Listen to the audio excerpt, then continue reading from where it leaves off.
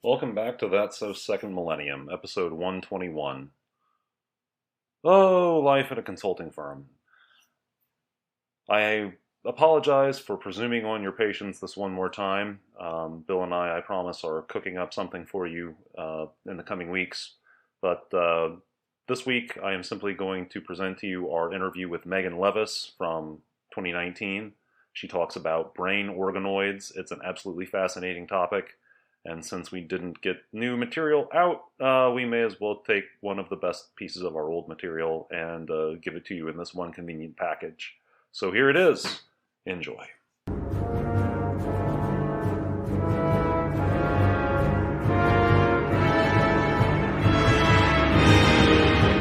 Welcome back to Season 2 of That's So Second Millennium, the Catholic Science podcast, where we look forward to the new synthesis in the new millennium between faith, philosophy, and science. I am bringing to you an episode that Bill recorded at Notre Dame with Megan Levis, who was the last of the speakers we hoped to talk to. She was too busy around the time of the conference, but she graciously made time to talk to Bill here in August. And so Megan had a really fascinating talk. You might characterize it as science fiction becoming fact. It was on the topic of brain organoids and the ethics of essentially growing at least the beginnings, in some sense, of a human brain in the laboratory and using it for our own purposes, diagnostic, engineering, whatever purposes we might put those to. There are a lot of purposes we could put a synthetic brain to. So, in this episode, we lead up to that. Bill talks to Megan about her career as a bioengineering graduate student at Notre Dame. We talk about the engineering and ethical principles of design in biological systems. She talks a little bit about her own background and the importance of having a philosophical basis for her faith as far back as high school, something I can really sympathize with, could have used more of in my own life. And then we get to that topic of brain organoids and how we need good philosophy, the ability to define terms, and the ability to work in a very interdisciplinary sense, where engineers have to use terms that can translate into the language of philosophers and ethicists in order to get a complete picture of what it is that we're trying to do and what its real implications are. It's a great interview. It's the first of two. We will bring you the second part of this interview next week. So, for this week, here are Bill Schmidt and Megan Levis. We are now all set to go. And welcome, Megan Levis. Great. Thank you for having me. Thank you. Yeah, no, we're excited to have you on the podcast. We've had terrific guests with the speakers from the Society of Catholic Scientists conference, and you were one of those, and addressing the topic, I guess it was titled, Created in the Image and Likeness of Man, right? Yep. And a very thought-provoking title, especially given the title of the overall conference or the theme, which is, really just the most basic question. What does it mean to be human, right? It was a great question, and one that I've continued to think about. Yeah. Actually added to the screen on my computer, the background right now still has that question from when I was thinking about this talk. Yeah. And thinking about what kind of how I, with my background, can respond to this particular question. That's great. Have you always, as a graduate, now you're a fifth year graduate student at Notre Dame in biomedical engineering? In bioengineering. Bioengineering. So my undergraduate degree is in biomedical engineering. Ah, okay. And the University of Notre Dame, the way that they have it, it's a bioengineering program. I see. Okay. Yep. Is there some interdisciplinary collaboration between the science and engineering schools? Or how do you, so bioengineering here is mostly in the mechanical engineering department. I happen to be within the chemical engineering department because that's the home department of my advisor. But it's a fairly new program at Notre Dame, and I think they're still kind of figuring out where this program actually lives. Yeah, I see. So it is new. That's interesting. Relatively new. Yeah. With particular emphasis or interest in the ethics of what all this entails? Or is that kind of territory that you're pioneering or relatively...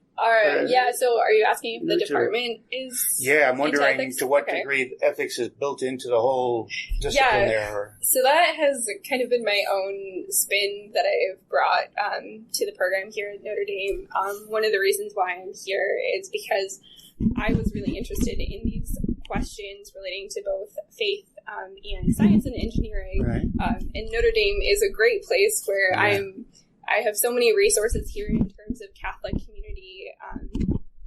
So that has been something that I have somewhat independently made a point to spend time working and thinking about integrating faith and science and kind of the ethics side of things. We walked by one of the centers a little bit earlier, so the Reilly Center. Yeah. I had the opportunity to work with them through a program called Social Responsibilities of Researchers, where we spent a lot of time thinking and working on projects relating to the societal applications and implications of our work. Wow.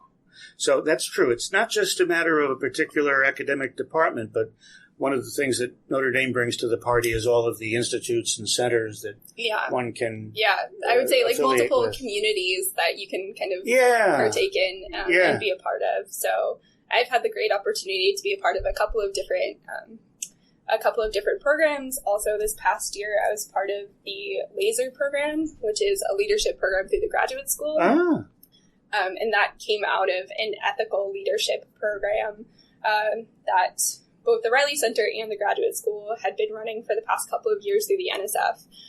But they sort of took that program and reworked it through the graduate school. So I've had a number of like opportunities to both learn about leadership and ethics, but also to be part of these programs where it wasn't just about talking about it in the classroom, but it was also about having different practicums and experiences where we were actually putting our money where our mouth was and partaking in different leadership opportunities. Very good. Yeah. And the leadership consists of not just the ethical context, but what are people looking for in the leadership of these bioengineering fields? Now, obviously, everybody wants to be on the forefront of every bit of knowledge, but sometimes when you're on the forefront, you have a special responsibility to know what you're doing and what the implications are of what you're doing, right? I guess that's a leader's job. Yeah, so something relating to that, this past year, I was attended this workshop on multicellular living systems that was built through an NSF Technology Center. They were the ones putting this workshop on, where we were raising questions relating to engineering design principles of living systems, but also of ethical principles. So it seems like there is a national interest in making sure that the technology that's coming out more and more quickly, particularly technology relating to systems of living things, that we are doing a good job making sure that we're considering the ethical ramifications and the societal ramifications of the technology that we're developing. Very interesting, yeah. And obviously the folks who attended the Society of Catholic Scientists conference are genuinely interested in those aspects. I guess it's just a natural ancillary of their Catholic faith. Is that something that arose from your own faith and your own faith journey? Yeah, absolutely. I would say that I have always found that my faith has been something that has informed my approach to engineering, and particularly approach to the human person. I think my faith has definitely informed the way that I see people as persons. And I think that that is something that is greatly kind of enhances my approach to my research as well, in terms of not just thinking about the body as a series of machines, but also kind of like looking deeper at the integration of the parts and kind of how that is directed towards a particular thing. And how that's directed towards God. Very good. And is in your own undergraduate and graduate pursuits, have you found that that kind of interest in human dignity and all of the ethical and faith ramifications are not too common or widespread among your classmates and colleagues? Yeah, I think that's definitely a tricky question. I think it's particularly tricky given that I'm an engineer in an engineering department. Engineers were not known for being incredibly social. So something that I've been really enjoying about Notre Dame is that the longer time I spend here, the more I see professors at Mass, or I see students kind of partaking in the different Catholic groups on campus. So I feel like that's been something that I have seen develop in different ways, surprisingly, among like the different communities of engineers and scientists here, and has been such a great gift being at Notre Dame, where there are multiple Catholic communities, and getting to see engineering professors and other students partaking in those communities has been awesome. That's great. Yeah. And so Notre Dame gives ample opportunity for wide-ranging discussions and exercises of one's faith. What's your impression of the overall field, not only at Notre Dame, but in general, of whether the interest in and study of the ethical side and the values side of all that's happening in bioengineering is being fully treated and considered? Yeah, so I've definitely seen it growing, and I don't know if I'm just seeing it growing because I'm sort of going deeper and deeper into the scientific community. But so this workshop that I mentioned earlier that was run through the NSF, I think that's a very strong example of how the ethical questions are being raised kind of on this national level. One of the things that came out of this workshop was actually a paper that I worked on with a number of other different participants, which included philosophers, ethicists, scientists, and engineers. So it was a very multidisciplinary group.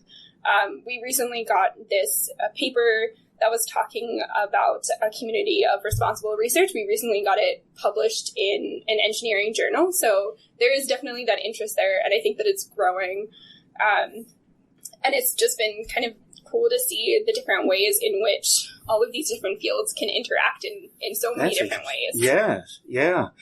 That would be kind of nice if the collaboration was bubbling up from the base, largely because of a shared interest in, what's the meaning of what we're doing, and let's consider the implications and ramifications. Is when people are so busy just doing their graduate studies or then doing their teaching and research, that kind of faithful interest in the ethical side can sometimes slip, right? You have to make a special effort to be focused on it. Yeah, I think that is definitely a thought process that I've seen with a few people, and I think that it's kind of a false dichotomy there, that you have to pit your ability to do great research with being able to interact with different fields and do that kind of interdisciplinary question. Something that I've experienced that's been fantastic is that my advisor has absolutely been supportive of my interest in ethics, and has given me different opportunities to kind of engage in this interest. And I think that the fact that I have been given an opportunity to think about both my research on a small scale and think about the societal implications of it, I think that has made my research better. And I hope, and I have a feeling that it will be an opportunity that more and more students will have, especially in the space that I exist in, where one of the big things in bioengineering these days is the transfer of technology from the benchtop into hospitals and into the clinic. And so that translation of research, you can't really do that without having some type of consideration for how your research fits into society, kind of in general. So I think that maybe part of that is this understanding and this interest in kind of the ethical implications of that as well. Yeah. Well, I know that one of the things that Notre Dame is interested in through the McGrath Institute is the sealing of that knowledge of the compatibility between science and religion, even at the high school level. And it's good to hear that there's not. You're right. It's not necessarily a dichotomy for any particular reason, but there seems to be growing concern in Catholic circles and pedagogical circles, etc., that the cultural emphasis on scientific thinking is tending to draw away a lot of people from faith and from values-informed thinking, or at least faith-informed thinking. Did you experience that at any point? Pursuing your studies. Yeah, I don't think that I have really experienced that, but I think that comes from the fact that I had a particular opportunity in high school to be exposed to philosophy and faith together, and to kind of have that deep inquiry for the truth, and that truthful inquiry. I was kind of where I started, and then I moved towards engineering just out of an interest in faith and science, in science and math. And so I think kind of starting with that philosophical base and moving towards engineering, I can see how those things are like very complementary. And I hope that more people kind of see the way in which they work together really well. I think one of the great things about Notre Dame, and particularly for their undergrads, is their requirements of students taking philosophy and theology classes. I think there are a lot of the same questions being raised in both spheres, but I agree that there is sometimes this expectation that engineering and your faith and philosophy kind of exist in two different sort of realms, different parts of the brain. Yeah. But my experience is always that they have been sort of asking the same questions, and that they also enhance each other. That's good. Yeah. Now, I don't want to stop inquiring about the conference and about your talk, because I think that's very exciting too. And so you kind of gave the conference a glimpse of something that some lay folks might think of still from the science fiction realm. Am I right? Yeah, absolutely. That was part of my abstract, was saying that these are questions that you would first think come out of science fiction, but actually are things that are coming down the pipeline in terms of bioengineering research. Yes. And so what would you say is the fundamental question that's being addressed now in ways that those science fiction age thinkers might not realize? Is it that we actually are now facing the responsibility of how we treat organisms of a human characteristic? Is that because that is now a reality with these? You spoke of organoids, right? Yeah. So the question that I was raising was, what do we do with these systems of cells that are built out of human cells that isn't necessarily an organ, but it's something that begins to look like an organ, having the structural components of the organ. So that was kind of at the heart of my talk. I still don't think that there's an answer to it. I think this is one of those fields where, as we kind of conduct the research and as we have more information about how these systems behave, I think that's when we'll be able to better characterize them. So we were talking a little bit earlier about philosophy and science, and I think this is a great integration of the two, because one of the things that we know from philosophy is defining our terms and being able to use language to talk about something and to categorize something. And I think at that point, then you're able to know how you should think about that thing and be able to kind of come to some conclusion of the ethical way in which you can treat it. Something that I've been thinking about a lot with engineering multicellular systems is the fact that we don't necessarily have the language to describe the category of things that we're talking about. So this phrase multicellular systems is kind of a clunky phrase, and it describes a number of different things, such as biorobots, which are robots that act kind of like machines that are built out of living tissue. There are these organoids that are systems of cells that begin to look like organs. And there are a number of different examples for this where, because they're such a new technology, I think we maybe don't have the language to describe the category of things, and being able to understand how we should categorize them, I think will be helpful for being able to consider the ethical implications of doing research on these systems. But that's interesting that it has to steer clear of merely a clunky, jargony language if it's going to draw in a discussion amongst everybody who really needs to be involved in the discussion. Am I right?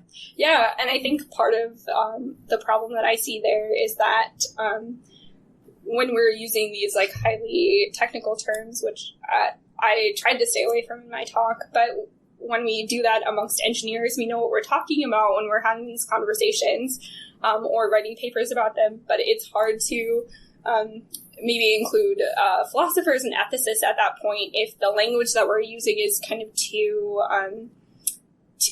much jargon. Yeah, it's technical language, huh? Very specific to the craft of it rather than the implications of it. Yeah, and I think part of that and another part of that problem might be the when we use those highly technical terms, we're sort of specifying every little thing rather than saying, oh, these types of things are of a similar class or of a similar type. And therefore, we can say that it is, falls under these sort of ethical principles or ethical considerations. Right. Yes. And your talk went into a lot of that and used some wonderfully appropriate non-clunky and fundamental terms like personhood and identity and things like that. So maybe what we'll do is we'll stop with the first part of this taping and return on that topic. Okay. Thank you very much. Yeah, thank you.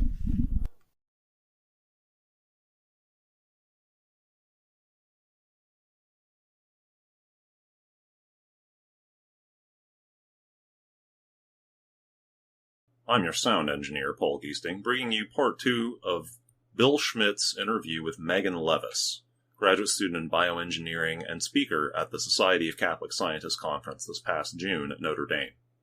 The conference is at Notre Dame, and Megan is a student at Notre Dame. Convenient. It's always handy when that happens.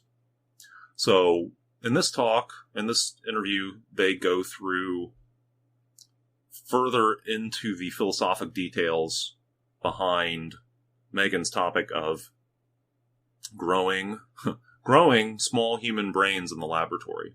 And we wade into the further philosophic issues of what does it mean for our own individuality. They also talk a lot about the role that the Society of Catholic Scientists has actually played in allowing her to network and get to know other people in the field, people that she's had very fruitful collaborations with, and her own effort in a lot of different directions to seek a broader community of people interested in faith and ethics and doing her science and engineering in a way that's consistent with those. So it's an intriguing and inspiring interview. We're glad to bring you the second part of it. And with that, I will let them take it away. Thank you for returning for our continuing conversation. Megan Levis, Thank you. Welcome. Yeah, thank you again for having me. Thank you. Great. Yeah. And we were talking about the talk that you gave at the June's conference held here at Notre Dame of the Society of Catholic Scientists. And you spoke on the title, Created in the Image and Likeness of Man. And that really pinpoints some very interesting moral questions that combine the forefronts of engineering, science, medicine, and religion. And it sounds like you're 5 years as a graduate student of bioengineering, quite busy with all sorts of science and religion kinds of topics. It's kept you busy, huh? Yeah. Well, I think both of them keep me interested in each other. That's interesting. Where they kind of build on each other. The more I learn about science, the more questions that I have in terms of how that kind of interfaces with my faith and with faith and philosophy.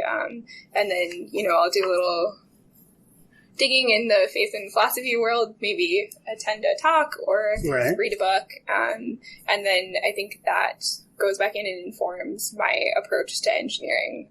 So they've definitely kind of been building on each other. That's great. And quite a contrast to what's too often feared happening, that those two fields are drifting further apart rather than coming together in people's hearts and minds. But we talked about that in the earlier episode. Yeah. Now, we started talking about your own presentation and how it necessarily, because we're dealing with really the forefront of a lot of bioengineering and stuff that used to be just stuff of science fiction.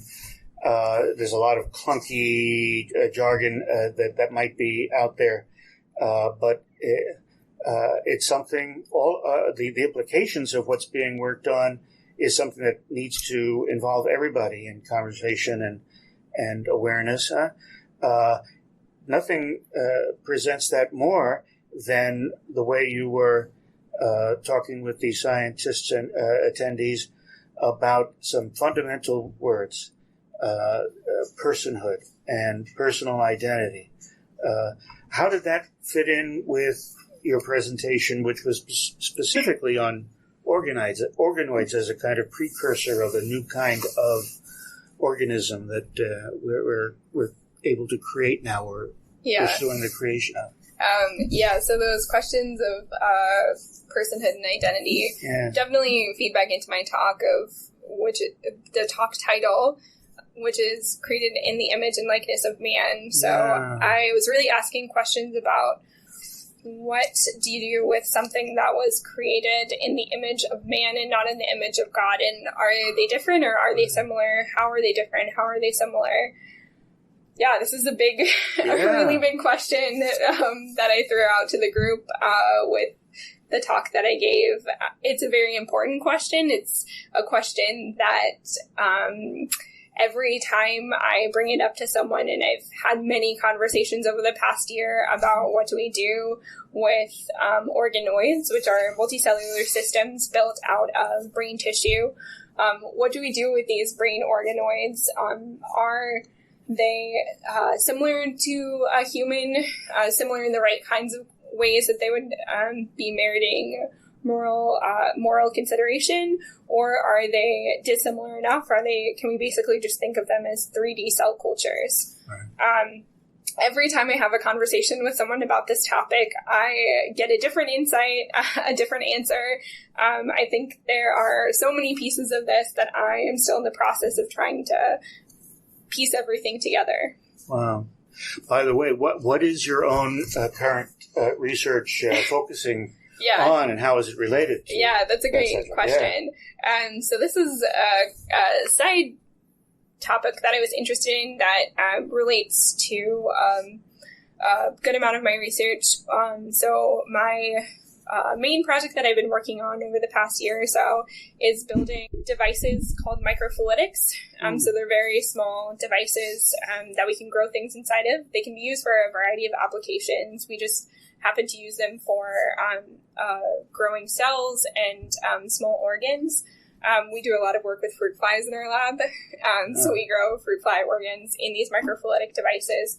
But basically, they're like mini bioreactors, so we're able to keep things alive in them for longer than you could if it was just in kind of static media. So I have been working on this really cool project to make it a lot cheaper and easier to make microfluidics for research. I see. So actually, this project is built out of a collaboration with a scientist that I met through the Society of Catholic Scientists. I happened to sit next to Dr. Ontiveros, who is at St. John Fisher College. He was really the first person that developed this technology. He mostly used it in the classroom to introduce his students to different fluid flow problems. He's a biologist, so he put cells inside of them, but is mostly in a teaching position. So we, through this collaboration, really took our method of making microfluidics and brought it into the lab and tested it in the lab and found that we could use it for a couple of neat applications. So one thing that Dr. Ontiveros and I did was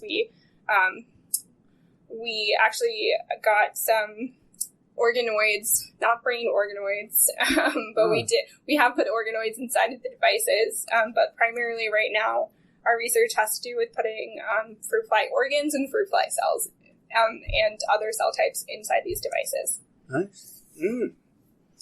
And the key issues that you raised regarding personhood and identity and all, are they exclusive to the brain organoids? And you can explain why. I think it's about personhood. So, I think when you think of personhood, that leads you into questions regarding the mind and get you into philosophy of the mind territory. And when we think about personhood and the mind and the body, those questions are a little bit more easily defined if you're talking about, skin tissue, or if you're talking about organs that are not the brain. When you talk about organs or organoids that are similar to the brain, I think it gets a little bit more interesting because we maybe don't have the best understanding of the brain. The brain is an incredibly complex organ. And, going from a thought all the way down to a synapse, there are a couple of levels of connection that haven't quite been mapped.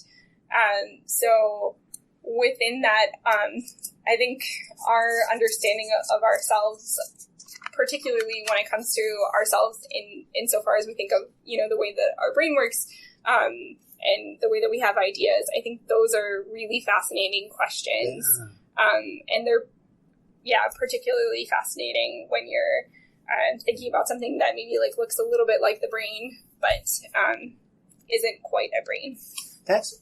So we are not even completely clear as human beings about the connection between the brain and our mind and our personhood, right?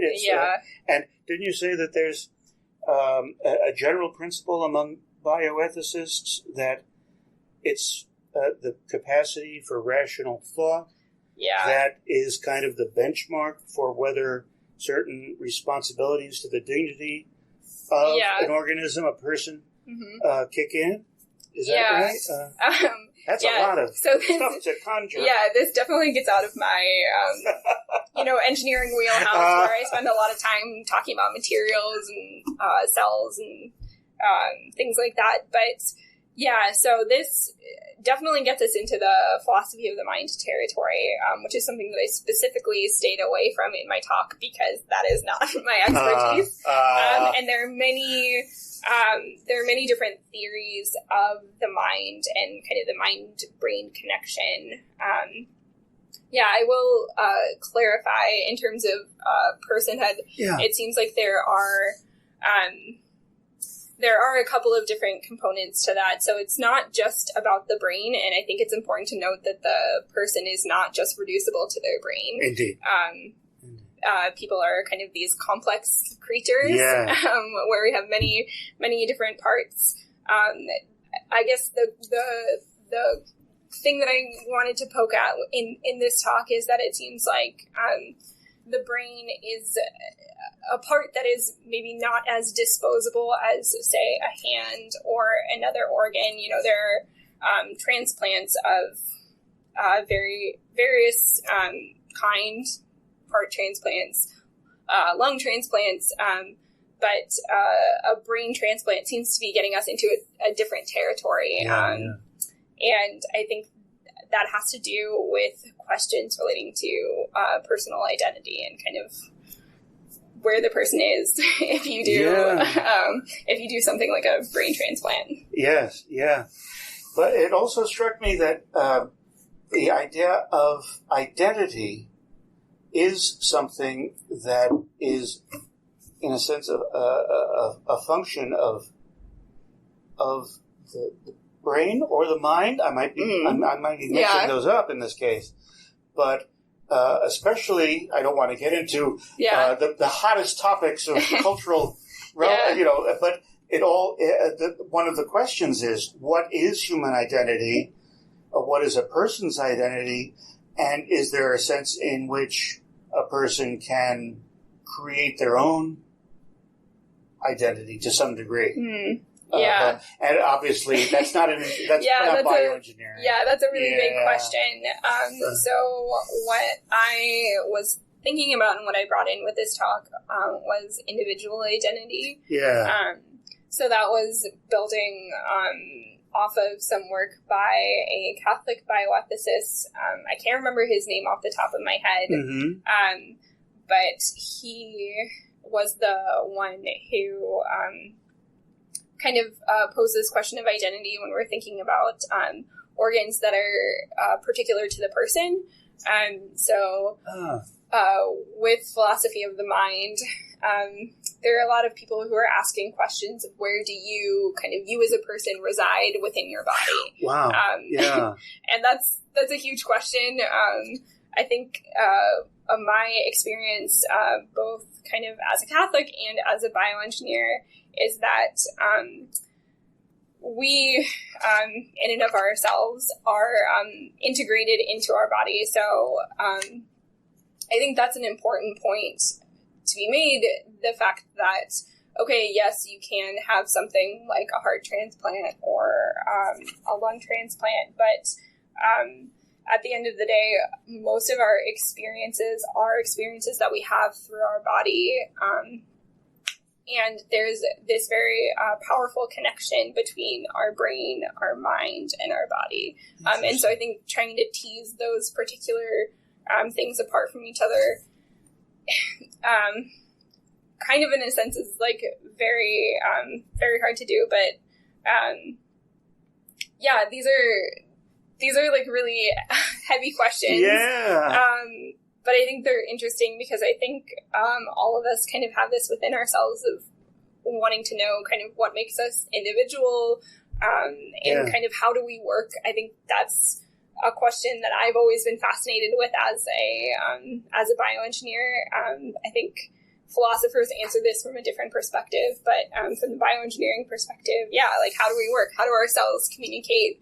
A good amount of the research that I have to do has to do with asking questions of kind of how does a cell, over here in this part of the organ, know to be over here and not to be on the other side of the organ, and kind of how do the shapes of our organs grow and develop. My gosh. So there are like tons of different ways in which you can ask this question of kind of like what makes us tick and how do we work. And this is just kind of asking it from this interesting perspective where we're abstracting some of the essential pieces of what it means to be human away from itself. Yeah. And you're asking good, meaningful questions about the integration of it all and the integrity of the human being and of the organism. Whereas some might say that we all love and need engineers. Thank goodness for them. Yeah. But I think maybe a layperson's stereotype of engineering is sometimes that they're masters of, making, focusing on the separate parts of everything, and making everything fit, and making everything work, and solving the problems thereby.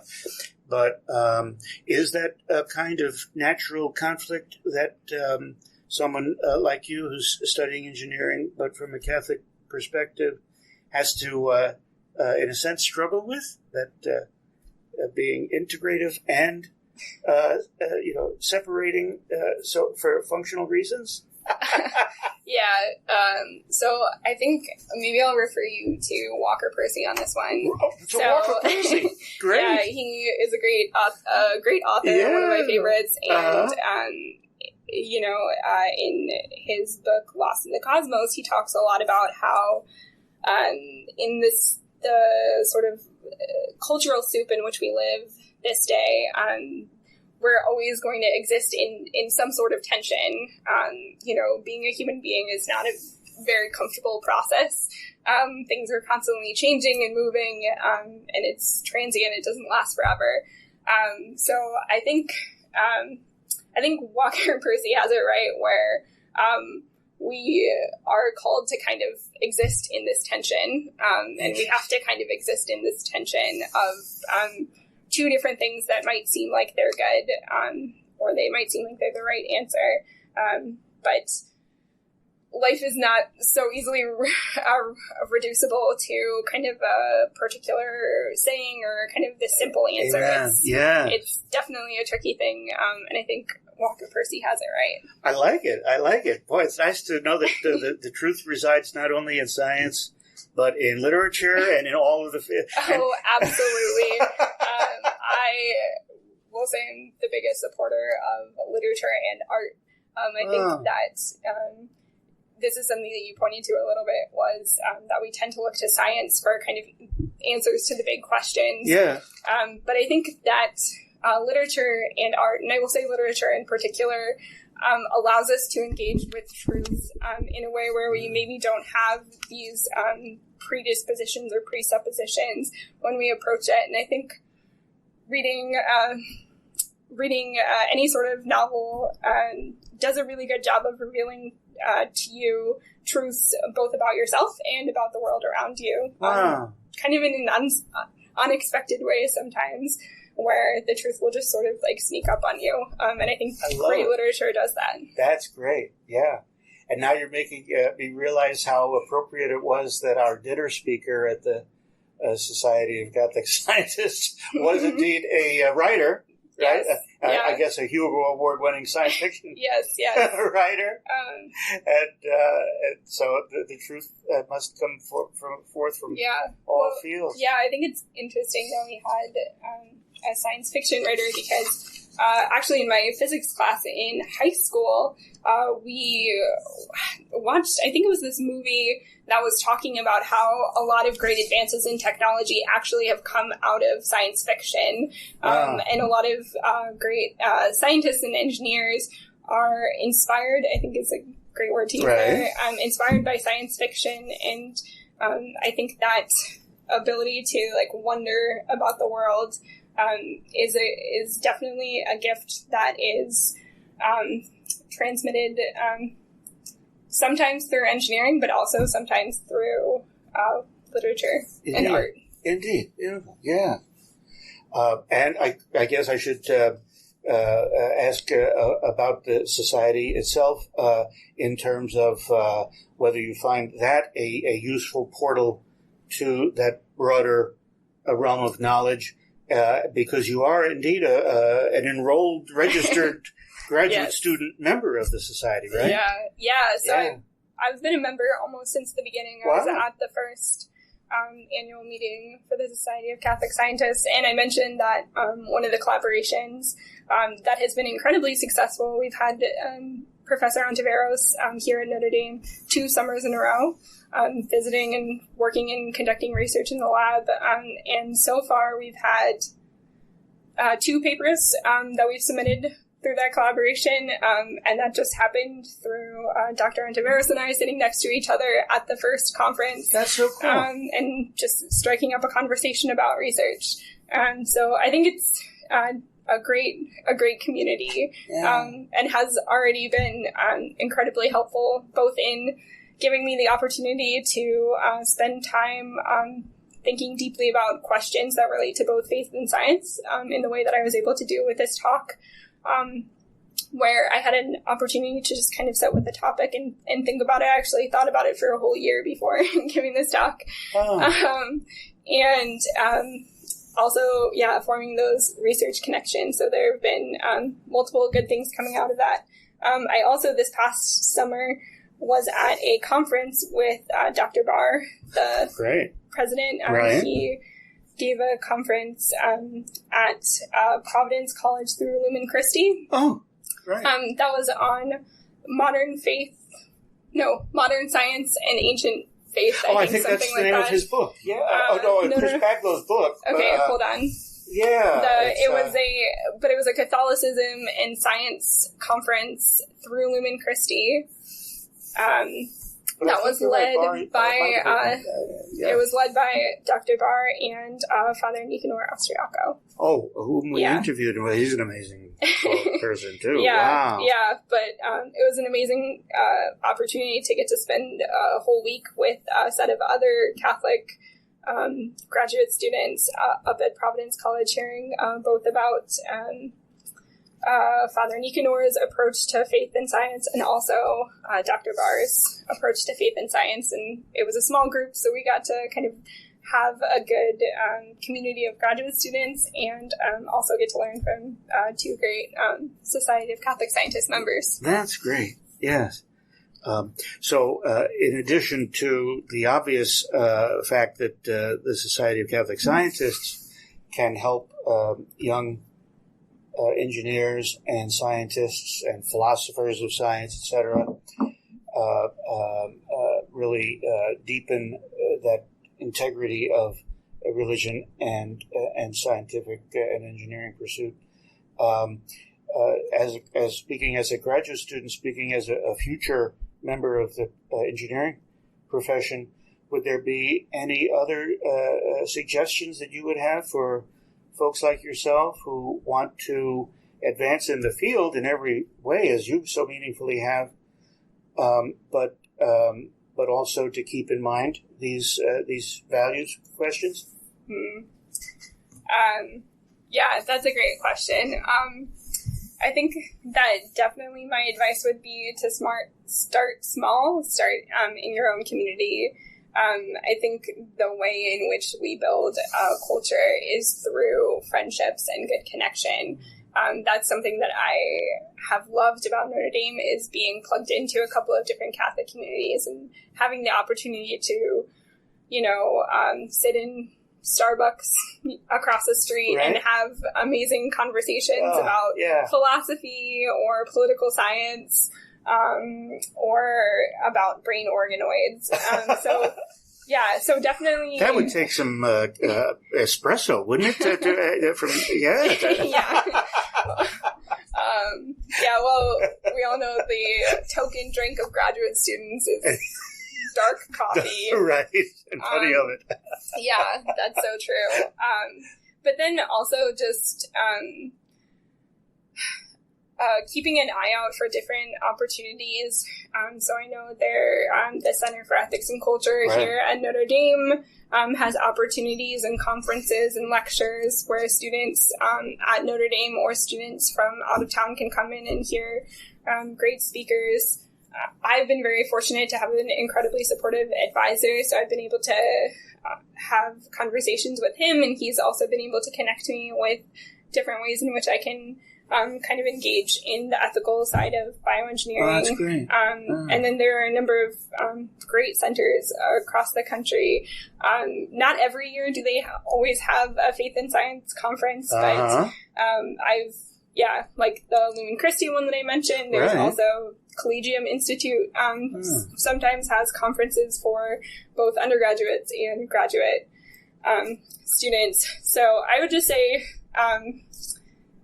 the path maybe isn't as clear for a science or engineering student who has these interests as it might be for a humanities student. But I think just keep your eyes open, and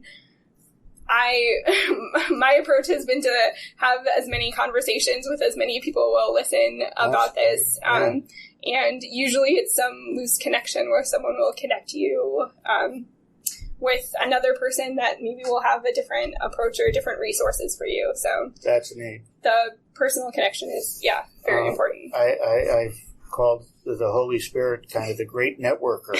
Absolutely. Am I right? And so much can be accomplished just by plugging into communities. And I will say, like, for students to not feel rushed into any, to having to do kind of everything all at once, I think the time that it takes to go through these things, and to maybe the time that it takes to be connected with a community like the Society for Catholic Scientists or a community of like-minded graduate students.